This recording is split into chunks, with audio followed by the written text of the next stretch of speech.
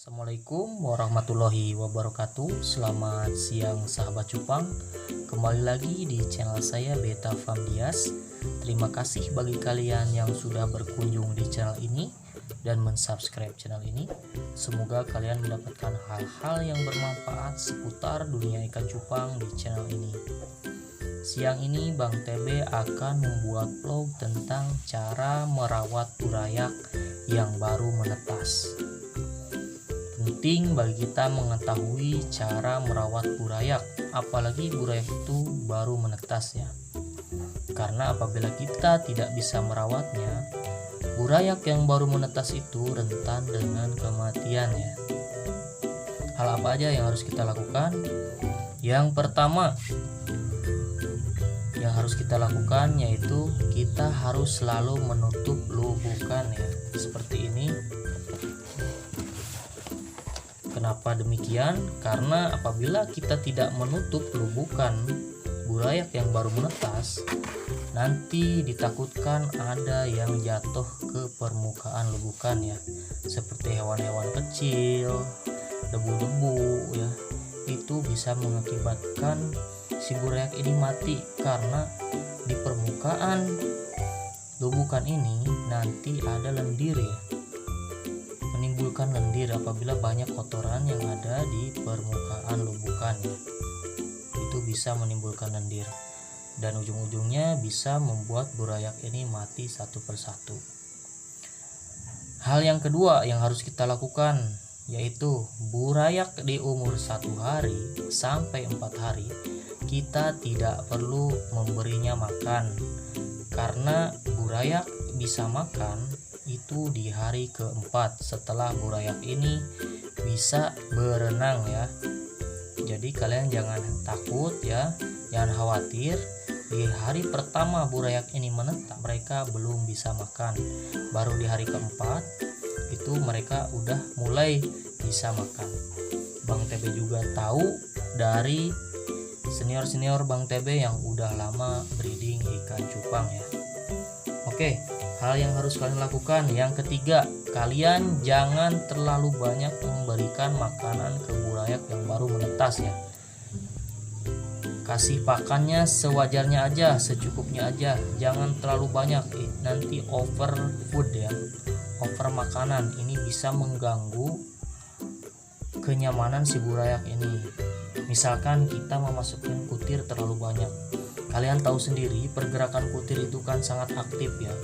Itu bisa mengganggu si burayak karena burayak ini masih rentan ya, berenangnya pun belum lancar, apalagi burayak yang baru menetas.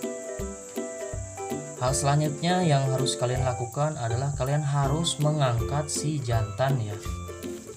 Jadi ada dua versi di sini ya untuk mengangkat indukan jantan.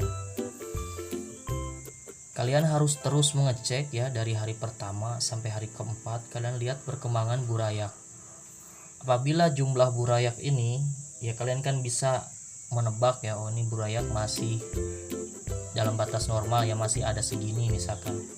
Tetapi kalau dari hari pertama ke hari kedua burayaknya semakin sedikit, kalian harus cross check dan dilihat. Jangan-jangan itu si jantannya itu bisa memakan si burayaknya ya. Itu banyak kejadian. Jadi hal yang harus kalian lakukan, cross check si jantannya. Apabila si jantannya itu memang bisa merawat burayak, biarkan dulu, jangan dulu diangkat. Tetapi apabila si jantannya itu tidak bisa merawat burayak, kalian harus cepat-cepat mengangkatnya. Karena kalau tidak, burayak kalian akan habis ya, dimakan sama si jantan.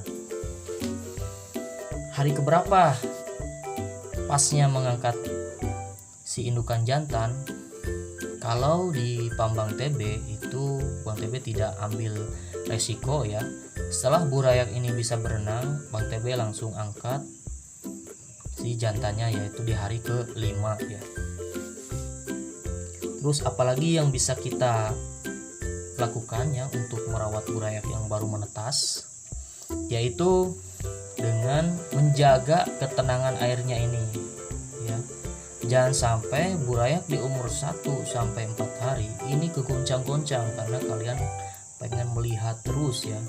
Biasanya breeder-breeder pemula itu terus saja dilihat ini. burayak-burayak ini karena mereka senang, oh burayak saya menetas. Tapi semakin sering kalian melihat burayak ini, semakin mereka ini tidak nyaman ya. Tidak nyaman apa lagi kalau sampai si airnya ini kegoncang ya. Jadi ketenangan airnya ini kegoncang-goncang. Ini bisa membuat burayak ini mati, stres, dan kalaupun hidup itu akan cacat ya, seperti patah pinggang yang sering Bang TB bahas. Oke, selanjutnya ya, hal yang bisa kita lakukan untuk merawat burayak ini yaitu dengan cara sebelum kalian breeding ya, menyiapkan air, kalian harus sedia daun pisang nih. Yang Bang TB Center ini kalian harus sedia daun pisang, karena presentasi keberhasilan dalam breeding ya, kalau kita menggunakan daun pisang itu sangat besar. Itu karena apa? Bang TB baru saja membahas tentang itu, kalian bisa cek di video Bang TB sebelumnya. Jadi kalaupun kita krisis pakan ya, krisis pakan untuk burayak ini, tapi daun pisang ini bisa menolong kita ya, karena bisa mengeluarkan infusoria. Apa itu infusoria? Infusoria itu organik kecil ya yang ada di dalam air, itu kecil sekali ukurannya, ukuran mikro kecil.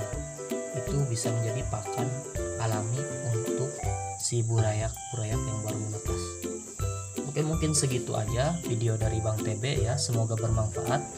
Karena hal-hal yang simpel ini sangat berpengaruh ya, apabila kalian simak dan kalian praktekkan di rumah, insya Allah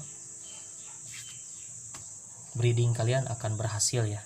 Nanti akan Bang TB bahas satu persatu.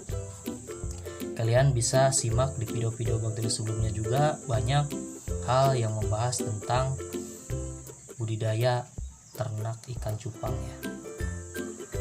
Apabila kalian suka dengan video ini, jangan lupa di like. Dan apabila ada yang ingin kalian tanyakan seputar burayak ini, kalian bisa tuangkan di kolom komentar. Terus yang paling terpenting, jangan lupa di subscribe channel Bang TB, karena subscribe kalian adalah semangat bagi Bang TB untuk membuat video-video yang bermanfaat di seputar dunia ikan cupang. Oke, segitu aja. Selamat siang sahabat cupang. Salam percupang Indonesia. Wassalamualaikum warahmatullahi wabarakatuh.